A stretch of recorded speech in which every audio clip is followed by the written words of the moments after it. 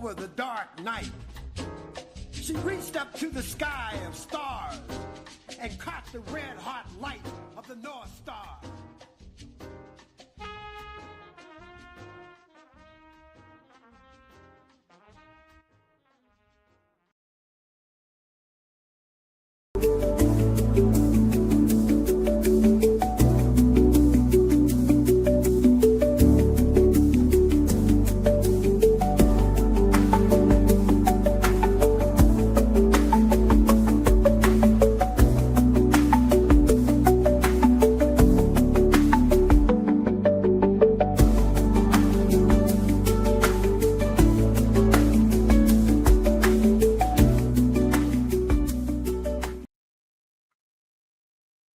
Good afternoon and welcome back.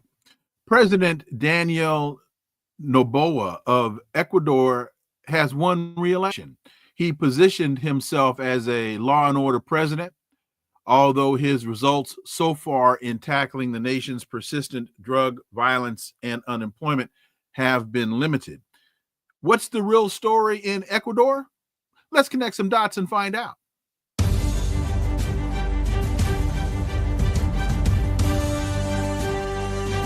Connecting the Dots with Dr. Wilmer Leon, where the analysis of politics, culture, and history converge. Welcome to the Connecting the Dots podcast with Dr. Wilmer Leon, and I am Wilmer Leon. Here's the point. We have a tendency to view current events as though they occur in a vacuum, failing to understand the broader historical context in which most events take place. During each episode, my guests and I have probing, provocative, and in-depth discussions that connect the dots between these events and the broader historic context in which most events occur, thus enabling you to better understand and analyze the events that are impacting the global village in which we live. On today's episode, the issue before us is Ecuador's right-wing president, Daniel Noboa, has been reelected in a second-round election runoff. Was the election free and fair? Is the right on the move from the U.S. and Israel to the Americas and Africa? Let's talk to my guest. He's the chairman of the coordinating committee of the Black Alliance for Peace and an editor and contributing columnist for the Black Agenda Report. He is the director of the North-South Project for People, or Peoples-Centered Human Rights, and serves on the executive committee of the U.S. Peace Council and leadership body of the U.S.-based United National Anti-War Coalition, and he just returned from Ecuador as an election observer. Brother Ajamu Baraka, welcome back. Dr. Leon, glad to be back. But before we go forward, you're going to get me in trouble. Let me alter just slightly the intro. Okay. I'm no longer the chair of the coordinating committee. We have a new outstanding chair, Jackie Lukeman. Lukeman, who is congratulations, Jackie. So want to make that quick correction. Good to be here. Hey man, I don't want no smoke from Jackie Lukeman. No, you don't. So Jackie, please forgive me. Correction noted, correction made, and apology please accept. So thank you for that. With more than 90% of the ballots counted, the 37-year-old Noboa was reported to have taken 55.8% of the vote. That gave him a 12-point lead over the opponent, Luisa Gonzalez. However, her support in the polls had suggested that she was running much closer than the final count indicated. She's demanding a recount. Quote, "On behalf of the men, women, youth, and children whom I represent, we do not acknowledge the announced results. I refuse to believe our people prefer lies over truth. We will demand a recount and the opening of ballot boxes." Ajamu, what's happening in Ecuador? Well, as the candidate indicated, there's real concerns about the vote count. As you indicated, there were polls that suggested that the race was going to be very, very close. In fact, a number of the polls suggested that Luis Gonzalez was going to be the eventual winner. Therefore, with the numbers that came in, that showed a 12-point difference between the two candidates, it raised a number of red flags. And especially when one puts into context some of the late moves that were made by President Noboa in closing the borders between the northern and the southern borders, clamping down or causing confusion on the role and participation of international observers, the imposition of a state of exception, which is really a state of emergency in 7 provinces that were provinces that many people were almost certain would be won by Luisa Gonzalez, the opposition, and the heavy militarization. As you know, we took a delegation, we meaning the Black Alliance for Peace, through our North-South Project for People-Centered Human Rights. We've been working with forces on the ground in Ecuador for the last 9 months. We were asked by the major Afro-Ecuadorian organization, MANE, to consider leading a delegation as limited as it had to be in order to at least attempt to have some eyes and ears on the ground in those areas, at least in Guayaquil, the major city in Ecuador, in those districts where there was going to be a large number of Black Ecuadorians voting. We accept that challenge, and we took a 6-member person delegation into Ecuador to observe the elections. And what we saw was a little troubling, quite troubling, especially the numbers of military personnel in those districts that were heavily populated by Afro-Ecuadorians. So we saw what was a contrast to 2 other polling stations that didn't have a large number of Afro-Ecuadorians and didn't have a large number of military personnel assigned to them. And we assumed, and based on information that we've been receiving, that this over militarization that we saw firsthand was repeated in various parts of the country. So this had a chilling effect. I've had a chance to observe elections in a number of different countries, and we know that when you have a tense situation like what we have in Ecuador, and when you have it, it's clear that the military is on the side of the incumbent.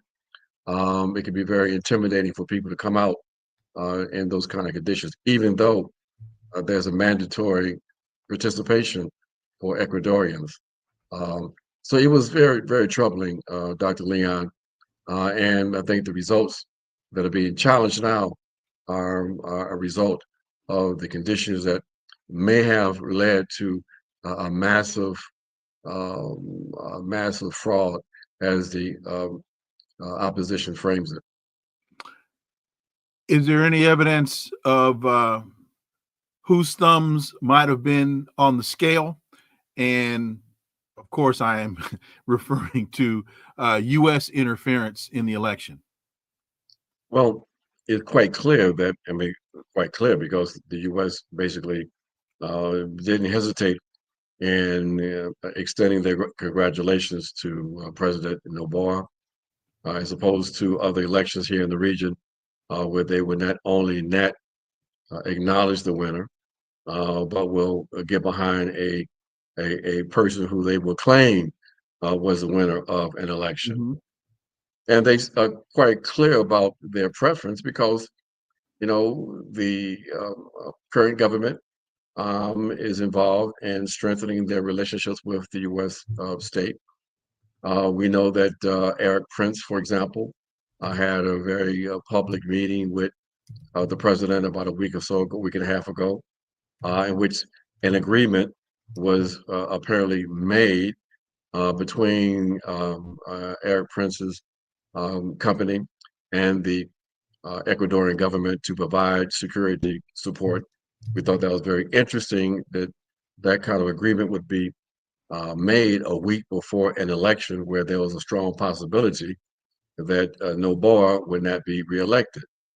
But Eric Prince is in the country and now probably has a free hand to follow up with whatever agreement was in place to provide support to the Ecuadorian government as part of their phony war on drugs. There's an agreement apparently between the U.S. state and the Ecuadorian state around the possibility of deploying U.S. troops to Ecuador. There's a plan to revive the base at Mantas, a naval base, a base that was closed down by the Carrera government back in 2009, a major base for all of Latin America. There's apparently a plan to reoccupy that base with the deployment possibly of large numbers of U.S. Soldiers. So it's in the interest of the U.S. To have a friendly government in place as opposed to the return of a government and a movement that might continue the process of building a more progressive alignment of forces in Ecuador and aligning themselves with the other progressive forces in Latin America. So while there's no complete, no evidence of direct involvement of the U.S., you really don't need that when you have forces that are more than prepared to corrupt a democratic process in the country.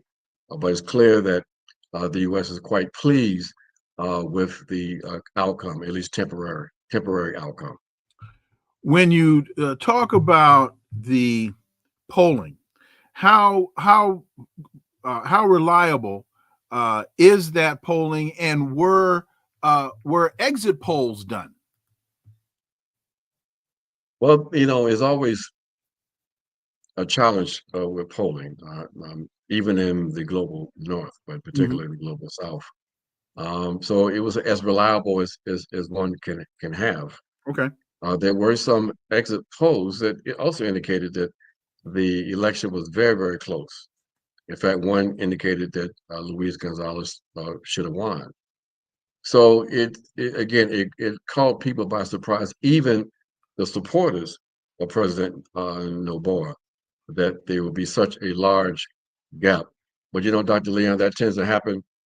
That even when people get greedy, that even when they decide they're going to engage in some shady behavior, instead of doing it in such a way where they could have some degree of credibility, they get crazy, and they then field numbers that only call into question the real story of that particular election. I think in this case, that is what has happened with this big gap between the two candidates. What you've just said reminds me of the 2000 Bush v. Gore election.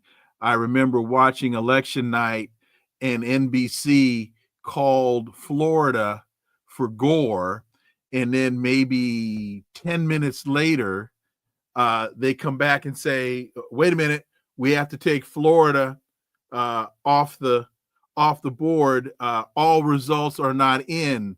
And as soon as I heard that, I called Dr. Ron Walters, and I said, Dr. Walters, what's going on? And he said, Wilmer, you're watching the theft of an election.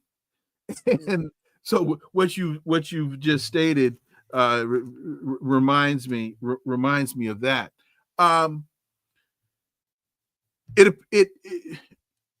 America seems to be making, when you look at the map, when you look at the map of Ecuador, it's bordered by the Pacific Ocean, it's bordered by Colombia, and then next to Colombia you have Venezuela, Brazil is there. So when we look at some of the presidents, we know what the United States tried to do with Venezuela, with Juan Guaido. You've got Bukele in El Salvador, and so the United States, it still seems to be trying to make a real heavy play to control the region. Exactly, and that's why this election was so important for them. There is a plan that's being executed by the U.S. To, in effect, militarize the entire Pacific coast, from Panama all the way down the coast to Chile, and that's why the Panama Canal and that move being made by the Trump administration in Panama is important. Mm-hmm. So Ecuador is a key element of that, and so the election has major implications for the entire region, because as you said, you have in this region other nation states that the U.S. is very much concerned with and very much committed to undermining. So Venezuela, Nicaragua, of course, Cuba, they are prepared to try to prevent a return of Evo Morales in Bolivia. You have the coup that took place basically in Peru. You have the Lithium Triangle with Chile, Argentina, and you have, the mineral wealth that's in the south in this country, in the region, and you have the springboard of a move toward the right regionally, with the possibility of a rightist return to government in Colombia next year. So there is a significant shift in the balance of forces in the region. And so Ecuador is part of this shift. Right now, beyond the base in Mantas, the U.S. is preparing to expand or to develop a base in one of the most sensitive and biodiverse areas on the face of the earth, and that is the Galapagos Islands, the islands where the whole theory of what's the term, evolution was created. Yes, so this is part of the militarization process. So yes, this is what is unfolding, and it's very troubling, and very troubling too when you take a look at who are the victims of this militarization, of these plans to maintain U.S. hegemony in the region. And when you ask that question, you begin to see the same victims: the indigenous populations and the African populations, the African descendant populations, as they're referred to. In Ecuador, it's the same case, that with the so-called phony war on drugs, which is helping to justify the intervention of the U.S. military, they have embraced a model that we saw develop in the U.S. That is, where you will keep the focus on the street level gangs. You have the highly publicized raids, giving the impression that you're trying to fight drugs. But in the case of Ecuador, that has happened, making it very insecure for many Black communities, where the police have been kicking in the doors and arresting people. But in that process of these phony kinds of raids and this phony war on drugs, you don't touch the financial institutions. Everybody knows that with the dollarization of Ecuador, I hope people understand and know that the currency in Ecuador are U.S. greenbacks, the U.S. dollar, okay? And because of that, and because of the porous nature of the port in Ecuador, it has now become one of the major spaces for money laundering, not only in Latin America, but really in the world. So Noboa does not touch the financial institutions. Instead, the focus is on the street level, okay, the so-called fight against crime. And who are the victims? African people, the indigenous. And that, unfortunately, if this election holds, will continue and even become more intensified, especially when you bring in elements like the Eric Princes of the world and the complete lack of regard for Black life. It's quite clear that things are going to get even worse for the Black community and the indigenous communities and poor people in general in Ecuador. And for those who may not have the grasp of geography, the Galapagos Islands, that's an archipelago off the coast of Ecuador in the Pacific Ocean. You just mentioned the money laundering. When you go to Ecuador, and see if I can ask this question succinctly and clearly, is there apparent evidence of money laundering, as in is there an inordinate amount of opulence that you would not expect to see in a country such as Ecuador, except for the fact that there are a lot of dollars flowing in through the port that are being laundered in the country? Hopefully that makes sense. Oh, no, perfect sense. And you do see that disparity. There is enormous opulence in the country, of course. But keep this in mind, this money laundering is benefiting not just Ecuadorians, but a number of different elements, including the mafia elements that control the major part of the drug flow from, of all places, Albania. You got the Albania mafia that is playing a very significant role in this drug flow. They're the ones that are receiving these drugs through the ports. Many of the drugs is alleged are coming through the shipment of bananas, crates of hundreds of thousands of crates of bananas that get shipped to Europe. And they are offloaded, and the Albanian mafia is responsible for distributing cocaine throughout Europe. Okay, so this is part of the game. So yes, it's a tremendous amount of money being made. That's why it's so corrupt in terms of how there's this so-called phony war on drugs. And while you have these highly publicized raids where Black people are being murdered, we had a chance to meet with the families of the Malvinas Four, those 4 young kids that were murdered by military personnel. But we also met with another family where the local army and police forces raided a community.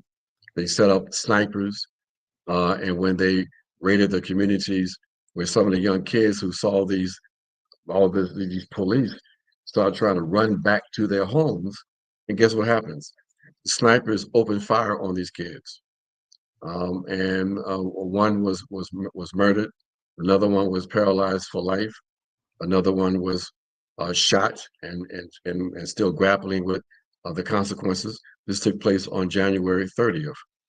We met with the family of those two families. One family where one was murdered and the other son was seriously injured, and then the other family where they're dealing with the fact that their son is going to be permanently disabled for the rest of his life.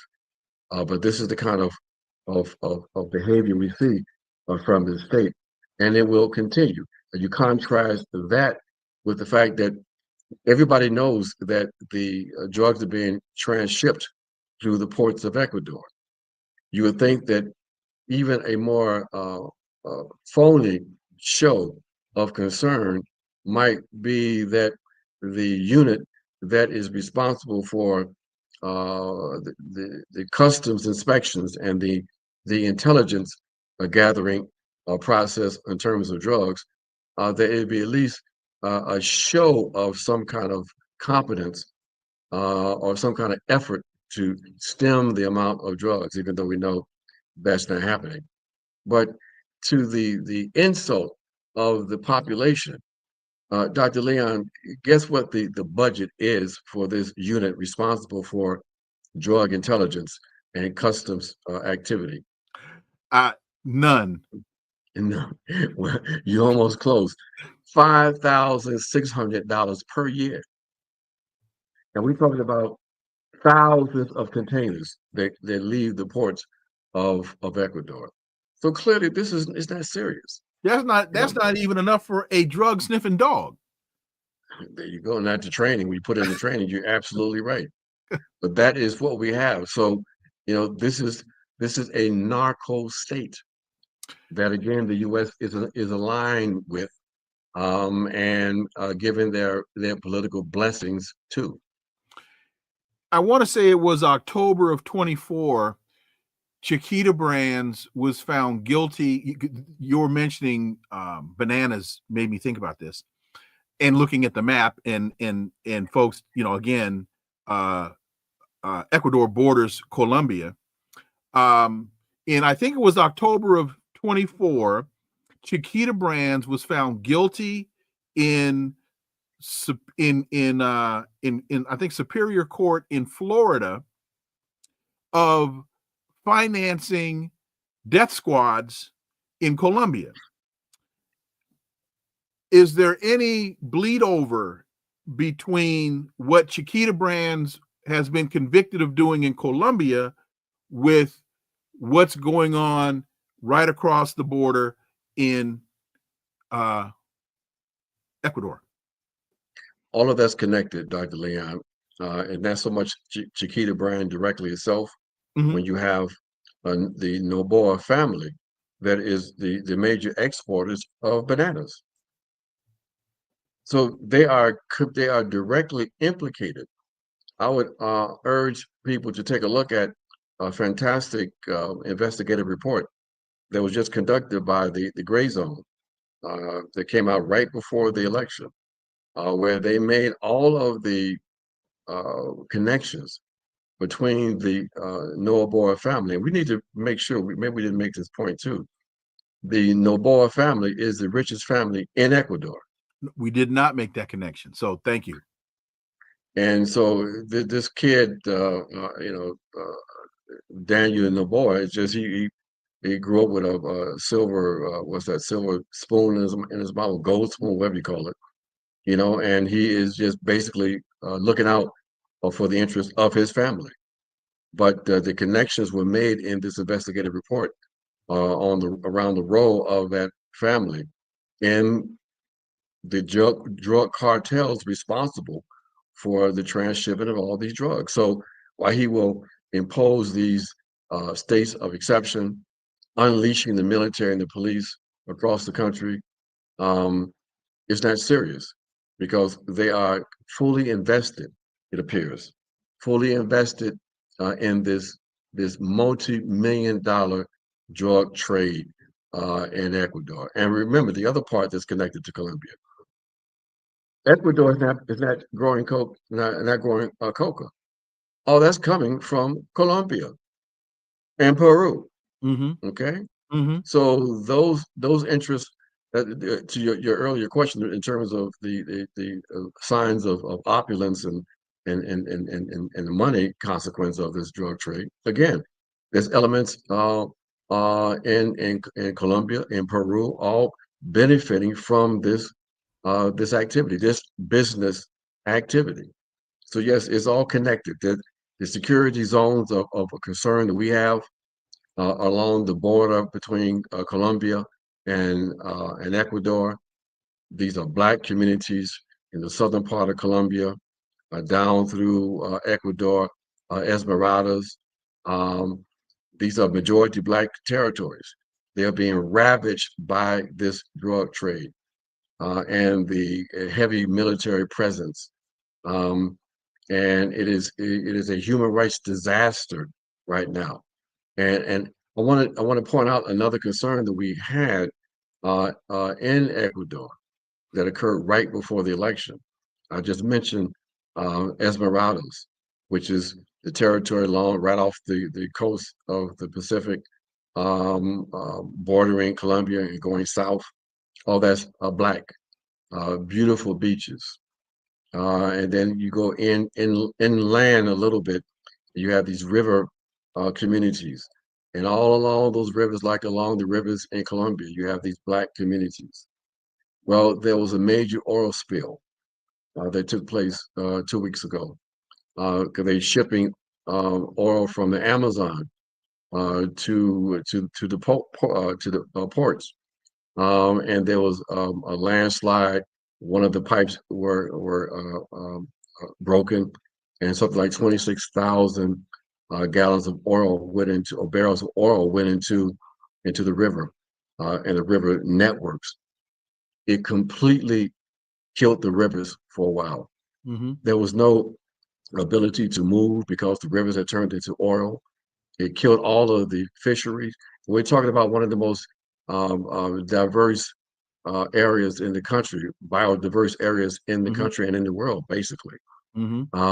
Black communities were unable, there was no port, no water, no clean water. And the government sort of took their time in containing the oil spill and providing any kind of relief to the population there. Excuse me.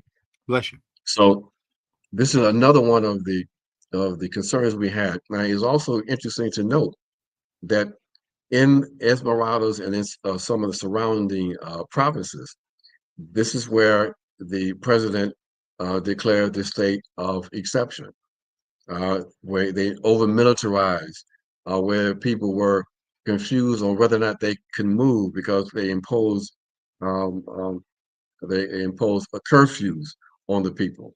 So the turnout was less than what it should have been. Okay, so these are the things happening in the country that's impacting directly the Black communities.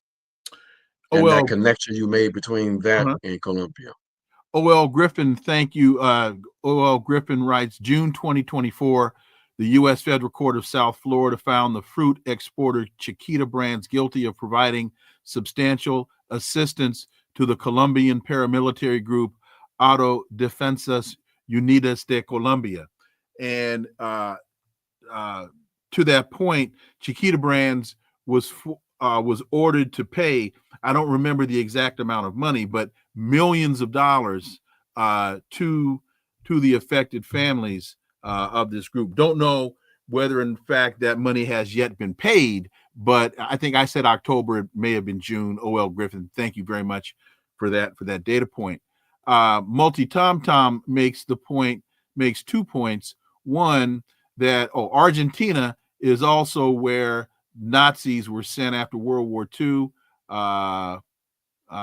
Okay, he's talking about Argentina as opposed to, but showing a close relationship between what's going on there. So in terms of this part of the conversation as it relates to Ecuador, so what's the next move relative to the election? I know that a recount has been requested. What is the process going forward for this in Ecuador?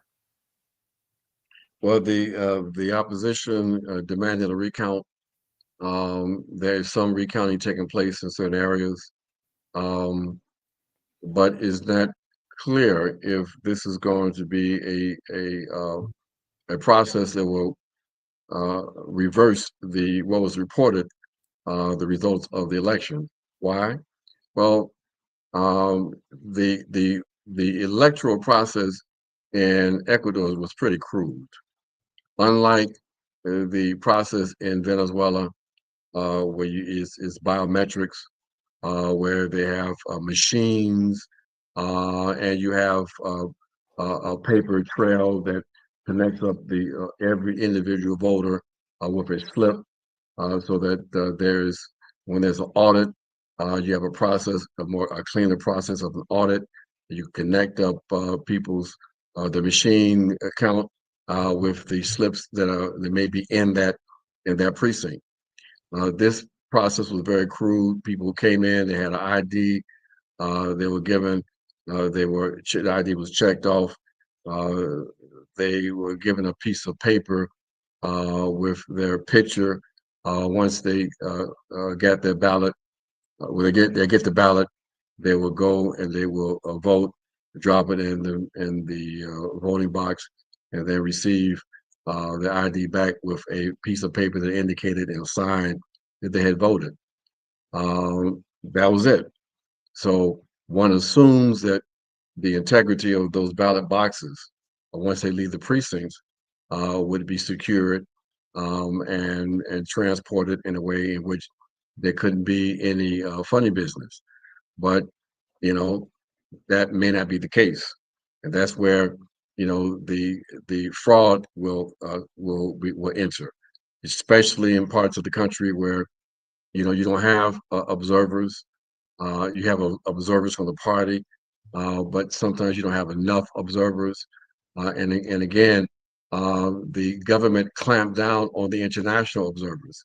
In fact, it became quite dangerous for us, Dr. Leon, because we didn't know what we were going to confront at the various polling places. We had to deal with the military more than one occasion because there was confusion on whether or not we should be let in. Now, luckily, as we have a lot of criticism of African Americans, but at least we know how to act kind of crazy, and so that helps a little bit. We just would walk up in the place, and that helped us a little bit. But it was a very dicey situation because we didn't know what we were going to face. So they clamped down on the observers that can ensure that the integrity of those ballot boxes were in fact protected. But we don't know what happened again because the number of observers were limited. If they didn't get into the country before the day of the election, then they couldn't get in. So yeah, this is what we are facing in terms of the integrity of that election. So it's not clear yet how the election commission is going to deal with this recount. But my point is this, that because of the lack of an auditing process that can connect up votes cast in precincts with the ballots, then it's difficult to have the empirical evidence to suggest massive fraud. The numbers would then be very similar to what the numbers were that was first reported out. So that's the difficulty of a recount. We have this kind of loose process. Travis, thank you so much for that $50 super sticker. Greatly. Thank you very much for that support. And again, folks, we are here for you, but we can't do this without you. Travis, greatly appreciate that. And folks, if some of y'all could help follow the lead that Travis has set, the path that Travis has set, it would be greatly appreciated. Broadening the aperture on this a little bit. Before I go there, I'm not sure if this is still the case. I think this was the case yesterday. Mexican President Claudia Sheinbaum has opted not to declare a position on the presidential elections in Ecuador. Is she still holding that position of not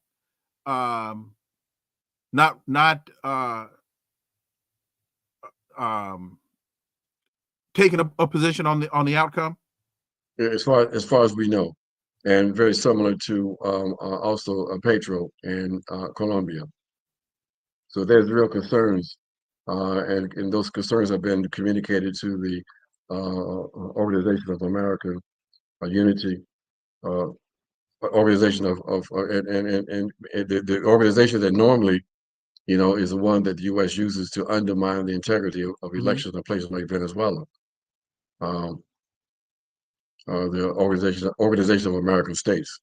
So yes, this is a real concern, and I suspect that the acknowledgement of the election will be delayed until there's a resolution of the questions and to the satisfaction of of various presidents on the continent of the Americas.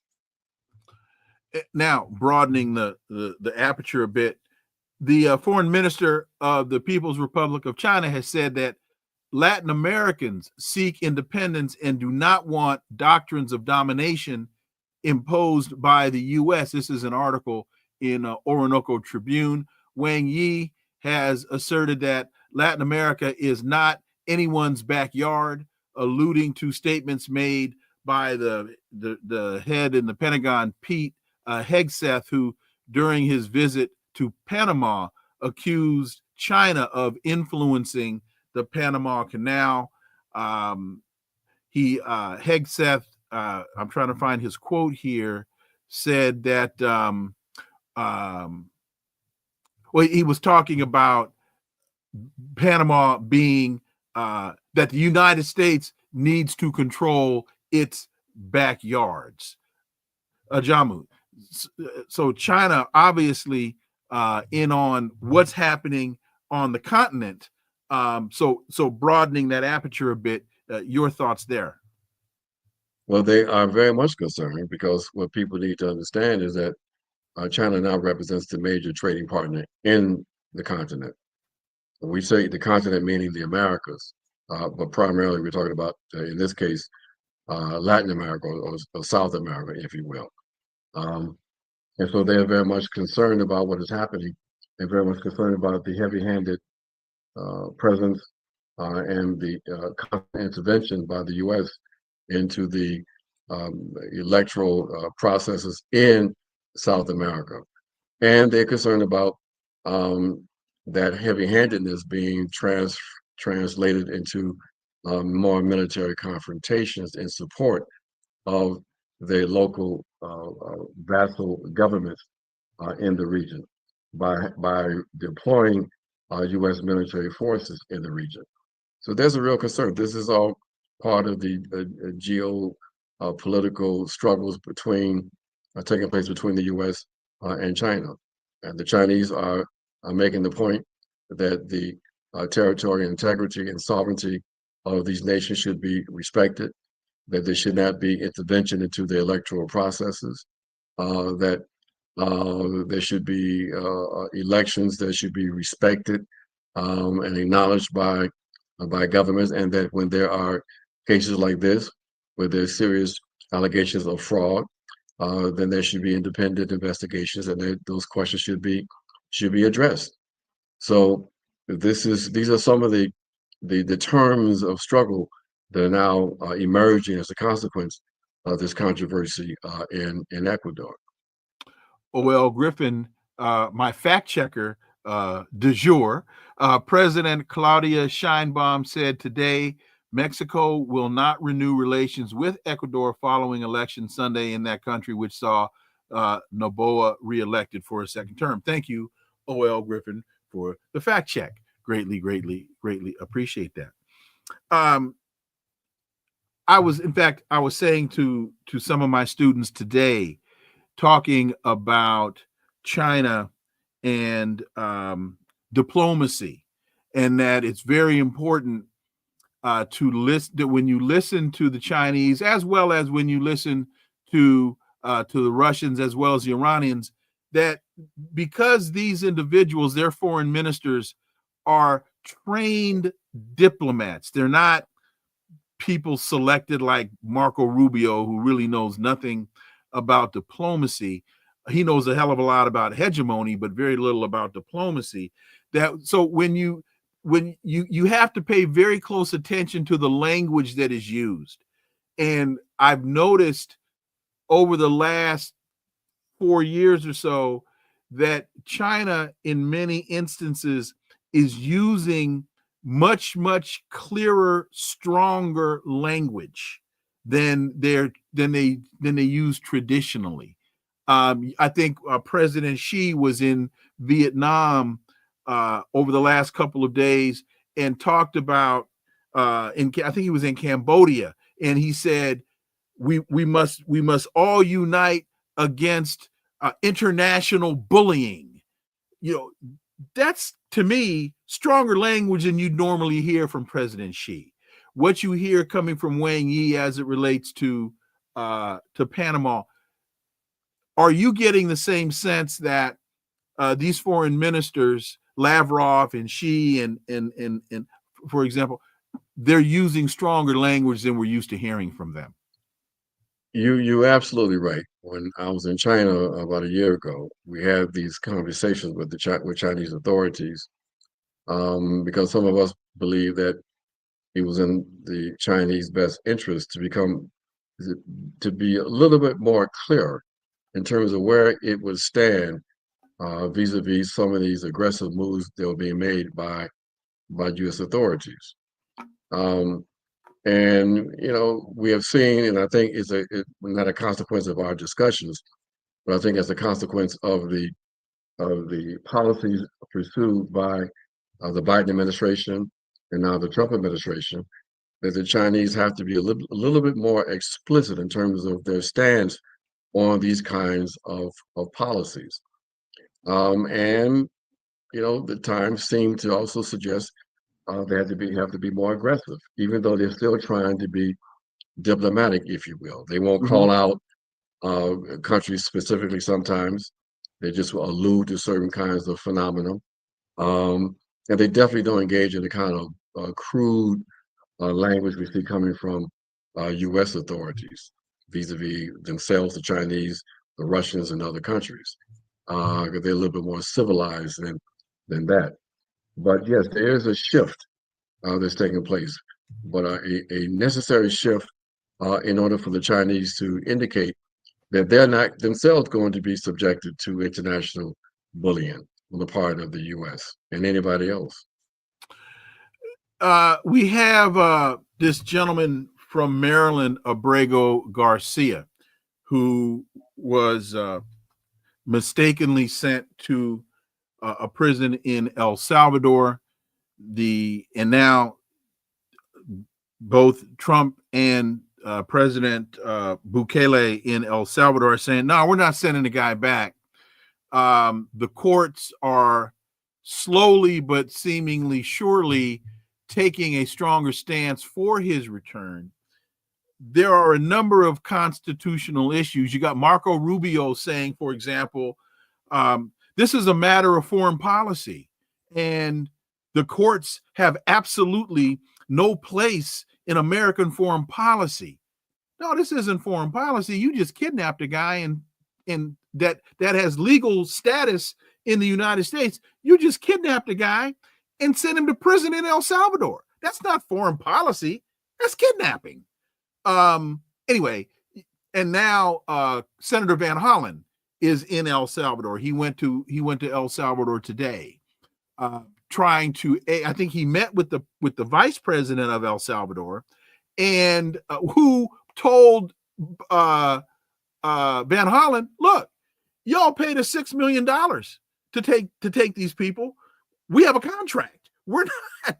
I mean, this is just mess, and constitutional mess on top of that." Your thoughts, Ajamu? Well, these kinds of moves being made by the Trump administration is very dangerous in terms of the delegitimizing U.S. institutions, openly just defying the courts. Continues to erode confidence in U.S. Institutions. Now, some of that is due because of the dubious ways some of these institutions and structures have operated, usually in alignment with the interests of the ruling elements. But what is being created is a deepening of the crisis of legitimacy for the system as a whole. Now, I don't mind that myself, but I think that the Trump administration might not understand the danger of that lack of legitimacy, something that the Biden forces have been engaged in also. So it's very dangerous to just openly defy the courts. And as you said, there is standing there for a lawsuit to have been filed on behalf of that individual. And the fact that the Trump administration is pretending that they have no authority, no influence with the government of El Salvador is quite frankly ridiculous. Everybody knows it's ridiculous. If Trump told Bukele to send this individual back, he'd be back on the first thing smoking. Everybody knows that. So this is an unnecessary deflection on the part of the Trump administration, but I said unnecessary. Maybe that wasn't the right word. You know why? Because these are the kinds of struggles that the Trump administration is happy to engage in, because it helps to deflect away from the fact that the policies being pursued by this administration have in no way been able to address the crisis that working class people, poor people, and others are experiencing in the U.S. In fact, it is helping to perpetuate and deepen that crisis with their attacks on workers and the model that's being pushed for other corporations to attack workers in a very similar kind of way. So this is part of a cynical game that they are playing. And it's important that people understand the terms of that game and not be caught up in it and persuaded to participate in this game on one side or the other of the oligarchy. I'm not sure if I said this to you the last time I had you on, but I've been saying very clearly since this whole fiasco first started that it has not as much to do with deporting immigrants as it has to do with testing the limits of due process. That what Trump really wants to do is see how far he can push the court, because if he's able to minimize the impact of due process, the focus isn't immigrants, the focus is us. And we've now heard him say very clearly, oh, I'm interested in looking into sending our prisoners to El Salvador. I'm really interested in that. I called that one as soon as this thing happened. I said, this ain't really have a whole lot to do with immigrants. They're trying to send us out of here. They are prepared and they are waging war against us and prepared to intensify that war. And people need to understand that. So yes, they are going to push it to the point where they may even attempt to relocate U.S. prisoners from the U.S. territory to this private facility, this government facility and private facilities being built in El Salvador. Mm-hmm. If you're sending troops, if you're sending prisoners, for example, to a private institution in the U.S., then what's going to be the argument to send them offshore to El Salvador or someplace else? If you avoid the problematic of suggesting that that the ultimate responsibility is also being transferred to this foreign nation, you could say that they're still under U.S. control, but yet on a distant shore, like in many ways like Guantanamo. I mean, even though they tried to make that disconnection, it was still stark that the control was still under the U.S. government. So no, this is the beginning of a dangerous process that will have a direct impact on us. So when people talk about, Black folks talk about, what do these issues have to do with us? Why do y'all spend an hour talking about Ecuador and all of this? You all better start connecting the dots. That's why you need to watch this show. And let me throw one more data point at that. As Donald Trump continues to decimate the economy, as it becomes harder to get a dozen eggs and a pound of tomatoes, the probability of unrest increases.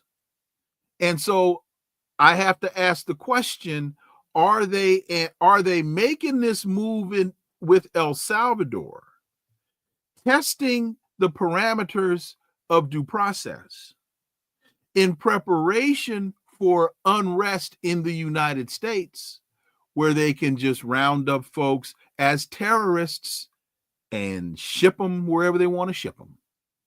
Dr. Leon, this process is a long-standing process. We can go back to the Obama administration, and people have to understand that the National Defense Authorization Act of 2013 gave the president the authority to designate U.S. citizens as enemy combatants and to, in essence, to subject them to administrative detention without charge. Okay, these are dangerous. Eric Holder told us the president of the United States can kill without license or determination by the court, that he can kill Americans on foreign soil without judicial review. That was the language that Eric Holder used. And that's exactly what the Obama administration did. They murdered 3 U.S. citizens. Okay. So this process continues. Look, there's a reason why you had this flood of so-called cop cities. Okay. These people are prepared to deal with domestic repression. And so this thing that the Trump administration is talking about is just one aspect of that repressive plan. You know, so people need to understand what is in store. There's no returning from the crisis that this colonial capitalist system is facing. They can't reform it right now. Okay, and so it's only going to get worse. And what they're doing now is preparing for the possibility of rebellions from the U.S. population. If they are preparing the repressive apparatus, or they're preparing the spaces where people will be shipped to, they are deepening the process of a new form of U.S. fascism in the United States of America. And people need to understand that. And final point, further evidence of this, I believe, is in the incredibly soft nature of the decision that came from the Supreme Court, where on this issue with Mr. Garcia, the Supreme Court said they didn't tell Donald Trump, bring him back by Tuesday, that you had no right to ship this man who was legally in the country out of the country. They said you must facilitate his return. And that was the result of a compromise that Chief Justice Roberts had to default to that language as a compromise on something that is so obvious, so clear, so unconstitutional that even Clarence Thomas should have seen this. But in order to get a 9-0 decision, this was the type of language that had to be written so Clarence would get on board. Exactly. People need to understand that if the U.S. government can rationalize and justify a racist rampage in Gaza, the dehumanization and degradation of Palestinian people, and get away with it, next time somebody tells you these kind of issues don't have any impact on Black folks, you need to try to help them. This is all connected. If they could do that to them, they would definitely do it to us. That's why I call it a trial balloon, not a Chinese weather balloon, not a Chinese spy balloon, but a trial balloon.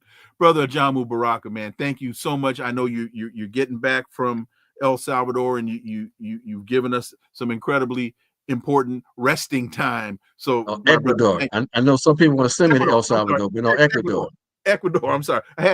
We just finished talking about El Salvador. Ecuador. Thank you very much. Greatly appreciate it. Look forward to having you back. Thank you, my brother. Appreciate it. Thank you all so much for listening to the Connecting the Dots podcast with me, Dr. Wilmer Leon. Stay tuned. New episode tomorrow. John Jeter will join us tomorrow. And please, again, follow, subscribe, leave a review, share the show. Those of you that are watching on other platforms, please go to YouTube and sign up. Greatly appreciate you all. So subscribe. So if those of you watching on other platforms, please go to YouTube and subscribe. Also, you can go to YouTube now and you can look at past shows. You can see a number of conversations that we've had with Brother Ajamu Baraka, all of which are just phenomenal analysis. All the links below.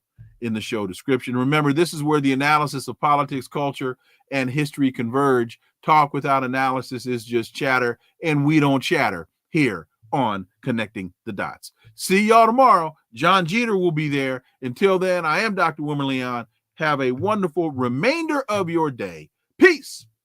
I'm out.